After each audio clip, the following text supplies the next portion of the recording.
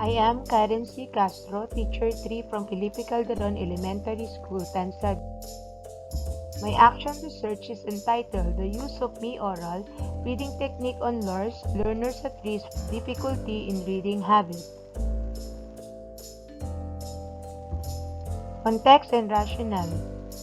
DepEd Memorandum Number 173, Series 2019 strongly encourage all schools to respond to hamon Bawat Bata Bumabasa CV initiatives by intensifying advocacy for reading and pledging commitment to make every learner a reader at his or her grade level.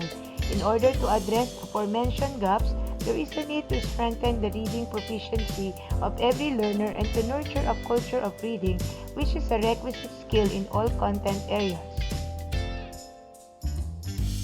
Based on the Phil-Iri oral reading result of the school year 2022-2023, 30% are independent, 36% are instructional, and 31% are in frustration level.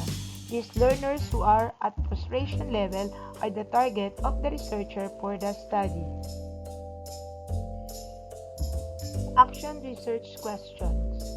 The study aims to provide guidance, assistance, and remediation to Lars with difficulty in reading habit among selected grade 5 learners using ME-Aural Technique during the first quarter of school year 2022-2023 at Felipe Calderon Elementary School.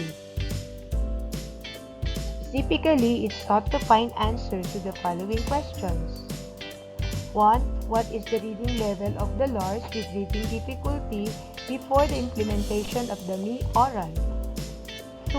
What is the reading performance of Lars with reading difficulty before and after the implementation of the ME-Aural intervention? 3. How does ME-Aural technique perceived by the Lars with reading difficulty? 4. What is the impact of ME-Aural technique on the Lars with reading difficulty? Proposed innovation, intervention, and strategy. The proposed intervention conceived in this action research is the ME-Aural Technique. This will be utilized on Lars with reading difficulty among selected grade 5 learners. The ME-Aural Technique is a 12-week motivational strategy which involves positive reinforcement to motivate learners attending in the reading session. The participants were subjected to a 30-minute daily class session utilizing the audio-video reading materials during the 12:30 reading habit and after class facilitated by the teacher-researcher for the first quarter. The table shows the activities of the Lars with reading difficulty for 12 weeks using ME-Aural Technique. Below is the diagram of the ME-Aural Technique motivational strategy. For the first 4 weeks, end of the month of the ME-Aural Technique, a certificate of participation was given to learners who showed improvement in reading. In the 8 weeks of utilizing the ME-Aural Technique, a ribbon of acknowledgement was awarded to learners exhibited development in reading.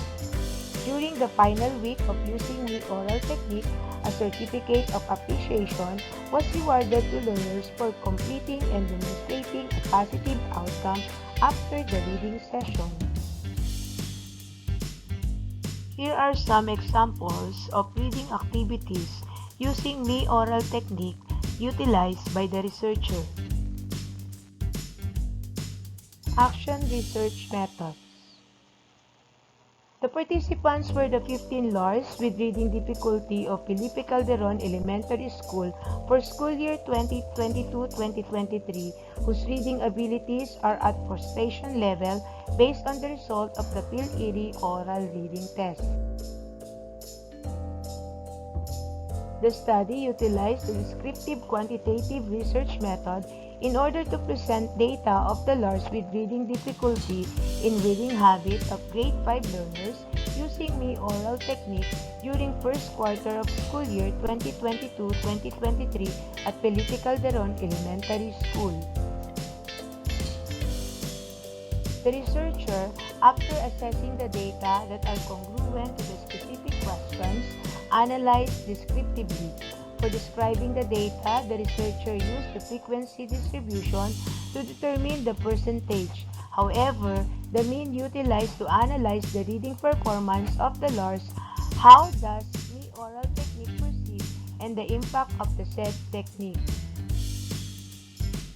For descriptive analysis using mean, a Likert scale employed.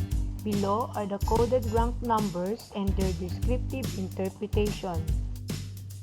Discussion of results and reflection. RQ1. What is the reading level of the Lars with reading difficulty before the implementation of the ME-Aural? Table 8.1 shows the reading level of the grade 5 after the Phil-Iri test. 15 out of 49, the total number of 5 enthusiasm fall under frustration, which is equivalent to 31%. RQ2. What is the reading performance of the Lars with reading difficulty before and after the implementation of the ME-Aural intervention? Table 8.2 shows that the highest mean of the Lars before the implementation of the intervention is placed at 7.4, which means that most of the participants are improved. However, after the implementation of the intervention, the highest mean is placed at 13.2, which means that most of the participants are highly improved. Therefore, most of the Lars with reading difficulty have improved in reading after the implementation of the ME-Aural intervention. RQ3. How does ME-Aural technique proceed by the Lars with reading difficulty? Table 8.3 shows that the mean of the Lars with reading difficulty is placed at 12.4. Strongly agree that through the use of ME-Aural technique, learners appreciate reading, love reading, promote reading interest, serve as a guide in reading, and develop reading habit, while the mean of the Lars is placed at 2.6 agree. None of the Lars answered unsure, disagree, or strongly disagree. With this result, the Lars with reading difficulty strongly appreciate the ME-Aural technique as intervention in reading. RQ4. What is the impact of ME-Aural technique on the Lars with reading difficulty? Table 8.4 shows that the mean of the Lars with reading difficulty is placed at 10.8, claim that ME-Aural technique in reading is extremely helpful, and the Lars with a mean of 4.2 said that the intervention is very helpful. Thus, none of Lars answered that the said technique is somewhat helpful, not so helpful, and not at all helpful. Generally, the employment of the ME-Aural technique is very much beneficial to attain meaningful results. That's all. Thank you.